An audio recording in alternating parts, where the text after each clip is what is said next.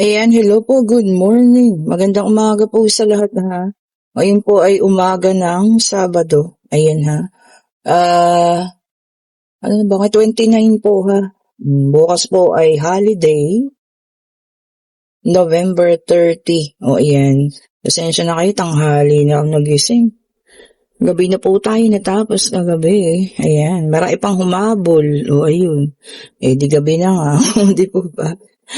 Pero okay lang. Meron tayo ditong Four of Cups. Ayan po ha, inuulit ko sa mga nais pong magpa-reading ng gabi, kayo po ay magpa-schedule na ha. Kasi, tawag dito, ang dahil po nagpapaschedule ng gabi. Yan. Kasi mas okay nga naman, tahimik po, ayan, nakaka-rest na kayo, maganda ang reading. So, yan po ha, magpa-schedule na kayo as early as now. Ang araw po na yun ay December 5. Sa Friday po ha. Meron tayong King of Swords. Okay po. As early as today po ha, mag-chat na kayo sa akin. Click nyo lang po yung link nandyan sa comment section ha. Kasi madaming may gusto ng ganong oras. Lalo na po yung alas 8 ng gabi. Ewan ko ba kasi siguro it's lucky number 8 ano. Ayun. Minsan nakukuha na no. May maaga po talaga mga nagpapareserve. Lalo na yung alas 8 na yan. Sa ngayon wala pa ha. Pero yung nakaraan kasi, Lunes pa lang. Lunes ba yun? Basta, or Linggo pa lang. Pinaschedule na yung oras na po na yun. Ano? Ayan. Hello kay Madam. Hello ma'am. Siya yung nagpa-schedule nun. Aga. Opo, ang aga talaga. So kung gusto niyo yung ganong oras, 8, 9, 10. 7, 8, 9, 10. Ayan. Mag-chat na kayo ngayon pa lang ha. Okay, so kompleto na. Meron tayong apathy card. Meron tayong King of Swords. Meron tayong Queen of Swords. And meron tayong Six of Swords. Ayan. Tatlo ay swords. Meron din tayo ditong the Devil. Okay. Tingnan pa natin ha, ano pang ating makukuha. Natutuwa ako kasi talagang unahan po yung oras. Pero pwede naman kayong umaga. So, depende po sa inyo ha. Umaga, okay rin naman. Umaga, hapon, tanghali, ayan. Meron din naman schedule ng tanghali. Yung gabi lang talaga. Siguro dito sa atin sa Pilipinas, kasi nga tahimik na yung mga oras na yun. And meron tayo ritong Three of Cups. Ayan po. Sa mga nanalo po pala ha, papa-JNT ko na ngayon. Pasensya na kayo, hindi tayo nakalabas kahapon. Meron tayong The Sun. Sobrang busy lang po ha. And ito na ang ating last card. Meron tayong Knight of Pentacles. Okay po, kompleto na ang ating situational reading for today. Ngayong umaga. So may nakikita tayo ditong isang taong matigas ang ulo. Ayun siya. Meron naman ang pagsisisi, no? Definitely meron nagkaroon ng kayo dyan, hiwalayan. Yan. Ang gusto niya sanang mangyari, no? Ang isip niya kasi, magmamakaawa ka. Or ikaw yung, anong tawag dito? Magbebeg. Yun nga, pagmamakaawa, tapos ikaw yung magsasabi na sana maayos pa, ganyan, yung umiiyak ka. Yun yung mga gusto niya senaryo, ha? Kaso baliktad. Ano ka naman, naging Queen of Swords. Ayun, no? Siguro nagkaroon ng pag-iising ka rin, ayan, na parang sa isip mo, ay hindi, tama na itong mga pangyayari na to. Kung kinaya mong gawin sa akin, parang isip mo, no, kaya ko rin gawin sa'yo. O, kung sino man po ha, sabi ko nga, lalaki, babae, no, LGBTQ, kung reverse kayo ng, kung kayo to, o siya yun, o kung sino man po ha. Then sabi ko nga, hindi lahat makaka-resonate, pero kung para sa'yo yan. So, ayun na nga. Yun ang gusto niya sanang mangyari, no? Kaya, kung ano-anong ginawa niya sa'yo, tinikis ka niya, talagang hindi nagpakita, hindi nagparamdam siya. Ginawa mo, minirror mo, parang salamin ba? Ganon din yung ginawa mo. Edi ngayon siya tong parang addicted sa'yo, sa attention mo. May pagsisisi doon, the apathy card is there. Ayan. Alam mo yan, parang naputulan mo to ng sungay. Diba? And, merong initawag dito pagkagusto, ayan, na sana magkabalikan. Ayan, kasi reunion card, Pero sa ngayon, ha, nag-observe muna siya. Ayan o. Tingnan nyo, nakatigil lang. Nag-o-observe. Titignan mabuti yung mga kilos mo, no? Siguro pinag-aaralan. Ano nangyari? Bakit hindi yung ini-expect niya, no? Na sana magmakaawa ka, sana umiiyak ka, sana, tawag dito, yung pupuntahan mo siya, ganyan. Ikaw mismo yung ano, kahit wala kang kasalanan, magsasorry ka. Ano ka, gold? Di ba? No? Natutuwa ako sa expression na yun. Ano ka, gold? Di ba? Baliktad. Yung nangyari doon sa ini-expect niya. O, di, wala siya ngayong ano. Ayun lang siya. Tingnan mo, nakatigil lang siya. Mm. So, hindi yun ang kanyang inaasahang mangyari. Oh. So, hindi mo na po kasalanan yun. Ano. Siguro pag-iising para sa'yo na tama na. Kasi abuso na yun eh. Di po ba? Lahat naman ng sobra-sobra na hindi na kailangan pa kung ipagpatuloy ha. Especially yung mga ganyan. Ano. And meron tayo ritong Queen of Pentacles. So, ayan. Tignan mo naman, nag-matured ka. Nag-glow. Naging butterfly daw, oh, sabi niya rito. Ha? Butterfly as in lumabas ka sa mga tawag dito, hindi magagandang nangyari, di ba? Di ba, ang butterfly, uod mo na yan. O, kaya ngayon maganda ka. O, di ba, naging butterfly ka. Inayos mo yung buhay mo. O, di ba? Hindi ka gaya nung gayo pa. Talagang, alam mo yun, sinobra niya yung pananakit sa'yo. O, di ba? Umabot sa point na halos napabayaan mo sarili mo, kakaisip sa kanya. O, kaya ang akala kasi niya, hindi mo magagawang makalimot agad-agad. Nagkamali siya dun. O, di ba? Kasi this time, mas pinili mo yung sarili mo. O, ngayon, tulalay siya. Nakatunganga lang siya. Ayan, Knight of Pentacles na nakatunganga lang. Diba? Kasi hindi niya alam kung paano mag-uumpisa eh. Expected niya kasi ikaw maghabol, baliktad. O, ano ngayon? O, diba? Mga ganito kasing tao, hindi nahabol po yan. Yaan nyo sila sa buhay nila. And then, meron tayong Ace of Wands. Ito, ha? Sabi niya rito, no? Talagang you're now into a new beginning. Sabi niya, no? Tapos, sabi niya, you're going to have your own growth. O, yun, ha? Sariling paglago. Yun na yung ano mo ngayon. Focus. Hindi ka na nagpo-focus dito sa taong to. Talagang sarili muna. Oh, which is good. Ganda po yun ha. Isa lang ibig sabihin nun, natuto na kayo. Oh. And meron tayo ditong Page of Pentacles. Ayan. Sabi niya pa rito, no? New opportunities is coming. This will going to be an advantage daw po para sa iyo. O yan. Madaming opportunity pa po ha ang paparating at advantage daw po yun. O maganda, di ba? Ibig sabihin po makakatulong yun sa iyo. Hindi siya disadvantage. Baka ito lang talagang si animal yung disadvantage sa'yo. Kaya tinanggal to ni Lord diba? Para makapasok pa yung mga yun. And then meron tayong the Fool. Ayan. Alam niyo naman ang the Fool, diba? Ito yung taong kung ikaw ay isang the Fool, ibig sabihin, mas pinapahalagahan mo ngayon yung pagiging malaya. O, diba? And sabi niya rito, you're going to spend more travel. Wow, ang ganda nun ha. So, more travel pa para sa'yo. Ayan ha. More fun. O, diba? Mas magiging masaya, productive ka, focus na focus. No? Ganda no? And, this is a Knight of Cups. A possible new romance. Ayan, bagong pag-ibig din. Para sa'yo ha. So, kasi pag tunay kasi, hindi na hinahanap yan. Ikaw, mag-settle ka ba sa luma o dito na lang sa bago? Diba? And meron na ditong Nine of Swords, ayan. Sobrang stressed. Baka siya yan. Kasi, yung gusto niya sanang mangyari, hindi nagkatotoo. Kasi dapat namang hindi mai-stress, di ba? Hoping siya na maghabol ka, iyak-iyak ka, pero baliktad.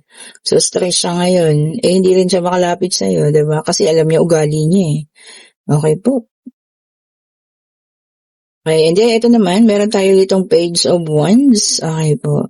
Sabi niya, this is a good news by letter, by a phone call, diba?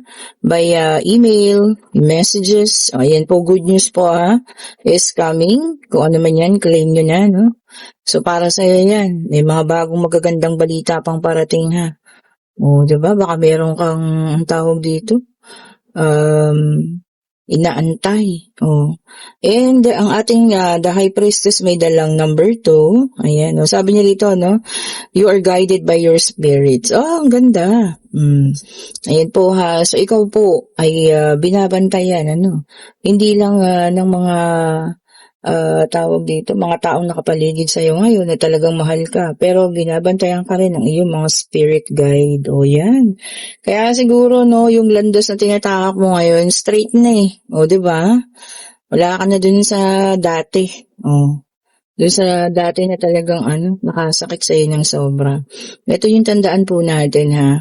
Hindi tayo iaalis ng Panginoon sa ganung sitwasyon kung hindi meron siyang ipinaplano para sa atin. So, ibig sabihin may plano po talaga. O, diba? So, kasama nga yan. So, isa yan sa mga plano sa atin ng Panginoon, ha? And, meron tayo dito. Ito para sa iba naman, ha? Seven of Swords, Air Sign, Gemini, Libra, and Aquarius. Ayan, ha? O, may magpapanggap na malinis dito. O, nagmamalinis. O, sino ba yun? Baka meron kayong taong makikilala, magpapanggap na malinis siya, walang bahid, o di ikaw na. O, di ba po? Hindi kasi baka meron kayong pinagdududahan na isang tao, no, let's say may pangyayari, tapos mo yun, magpapanggap siya na malinis siya at hindi siya kasangkot. O, di ba? Naku, marami ngayon yan. Usong-uso, di ba? Sa DPWH. Okay po, and then meron tayong the Lovers, Earth Sign, Taurus, Virgo, and Capricorn. Ayan. Nako, eto na nga. For some of you ha, magkakaroon ng detachment. Ayan ha. Or paghiwalay. Kasi the Lovers, the devil po yun in reverse. So, iba sa inyo magkakaroon ng hiwalayan. Pipili talaga na iwanan itong mga ganitong klaseng tao. O, diba? Kasi naman sa inyo yan, go! Diba? Love yourself. And then, meron tayong Queen of Cups, water sign naman ito, Cancer, Scorpio, and Pisces. So far, tagi-tagisa ha. Naka-reverse ang ating Queen of Cups. Ayan, self-care. O yan, unahin ang sarili, alagaan ang sarili po ha. Wala munang pakialam sa iba, which is good. Yan po ha, lagi kong sinasabi, mas okay na unahin natin ang sarili, self-growth, self-care, self-love. Yun po ha, wag nating kalimutan. Minsan kasi pag nagmahal ng tao, no, kahit ang mga babae, lalaki, no, may mga lalaki rin sobra-sobrang magmahal na. Kahit na mali na yung diba, isa, bigay sila ng bigay, sige, okay lang. Pero dadating kayo sa point na talaga pong magsasawa rin. Oh, diba? And then, meron tayong the moon, sorry po. Water sign ulit ito, anxiety. O yung iba sa iyo nakaka-develop na ng anxiety ha, sa sobrang kalungkutan. So kung sa'yo naman po ha, alam niyo kung kailangan natin ng professional help, humingi po tayo ng tulong ha. Alam mo yan, para hindi na siya lumala, o diba? Kasi mahirap po yan, mahirap gamutin, diba? And then meron tayong the sun, fire sign. So lumabas na po lahat ng zodiac sign na air, lahat ng sign pala air, fire, earth, and water. So, nandito na po lahat, ha? Then, meron tayong the sun, fire sign naman ito, no? Ito maganda talaga, no? This is going to be a success. O, yan sa inyo, ha? Merong makakaranas ng success. Ayan. Pwedeng pagnenegosyo, pwedeng sa trabaho ninyo, pwedeng sa pamilya, o, di ba? Feeling mo successful na. O, di ba? Kasi ginawa mo naman yung lahat. O, di ba? Siguro talagang bata ka pa na, nag-umpisa ka na sa mahirap. Tapos, di ba? Ngayon talagang, alam mo yun, mayroon ng success. O, di ba? Which is good po, ha? Kasi marami kayong naging motivation bago nyo naabot yan. O, di ba? And then, meron tayong the Hierophant in reverse, earth sign naman ito. Ayan. Naka-reverse, Sabi niya rito, foolish generosity. Naku, pwede pong kayo maloko ha. Hihingi ng tulong pero hindi totoo. Ayan, naku. Ingat-ingat po kayo ha. Lalo ngayon magpapasko. Maraming magpapaawa, maraming magpapaano. Piliin niyo yung tutulungan ninyo ha. Baka naman mamaya mas may pera pa. Hindi po ba? Nakaipon na pala sa panghihingi o pangungurakot sa mga kapwa-tao. Diba? Hanapin niyo po yung talagang karapat-dapat. So, ito na ang last 2 card. Okay? Meron tayo dito, the Empress, which is an earth sign. Ayan.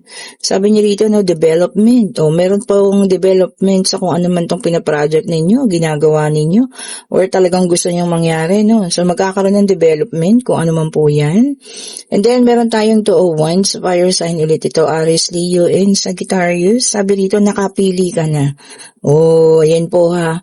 Kung merong pag-iisip na, alam mo yun, mga nakaraang araw, meron kang pinagpipilian, whether it's trabaho, whether it's bakasyon mo, no? O kung ano man, financial man ito, or kung ano man po ito ha. So, yun po, nakapili ka na daw po. O, nakapag-decide ka na. O, ayan. So, kung sino man po sa inyo yung nasa situational reading, ano, na ine-expect niya na maging ganun kayo, pero baliktad yung nangyari, well, wala po tayong magagawa sa mga taong narcissist na yan. O, diba? Meron talaga mga taong ganun ha. Gusto nila kahit sila yung nagkasala, kayo yung magmakaawa po. O, diba? Kaso baliktad, di mabuti sa kanya yan, diba? Okay po, o ngayon pwede na kayong magtanong, pag-ibig, financial, pangyayari. Ayan ha. Kung ano man ang inyong katanungan, itanong natin. Spirit guide, ibigay mo po ang kasagutan sa kanilang katanungan. Isa lang po ha. Isa lang po. Para hindi kami malito-lito dyan. Isa lang po ha. Tingnan po natin ha. Tignan pa natin. Ulitin ko, salamat po sa mga nagpa-reading kahapon po ha. Maraming salamat po sa inyo, sa mga humabol pati. No? May humabol kasi ng umaga, hapon. O, diba? And yes po ang sagot. And somebody is talagang ano po, no? Nakastuck lang ngayon. So, ayun, hindi ko alam kung anong iniintay niya. Parang naka-stagnant lang, no? Walang paggalaw. Maaaring pinapanood ka ng taong ito, for some of you, di ba? Maaaring ini-stalk ka niya. O, yun po ha. Ingat din ha, kasi hindi natin alam kung anong pag-iisip ng taong ito. And yes po ang sagot. Okay po, sa lahat ng gustong bumili ng ating pabango, ng ating mga bracelet, i-click nyo rin yung link. And sabi ko nga sa lahat ng gusto ng private reading for December 5, ayan, mag-chat na kayo as early as now ha. Kung gusto niya ng panggabi, agahan ninyo sapagkat talaga po naman maraming kumukuha ng oras ng gabi. Okay po, thank you so much po for watching. Have a great morning. Ayan po, Saturday ngayon. Medyo parang makulimlim, no? Dalampayong ha, yung mga aalis dyan. Stay safe po sa lahat at salamat po sa lahat ng mga subscriber natin. Ang daming bago na naman. Salamat po sa inyo ha. Mga datihan na, mga bumabalik. Pa-like, pa-share, pa-subscribe po. Bye po sa inyo.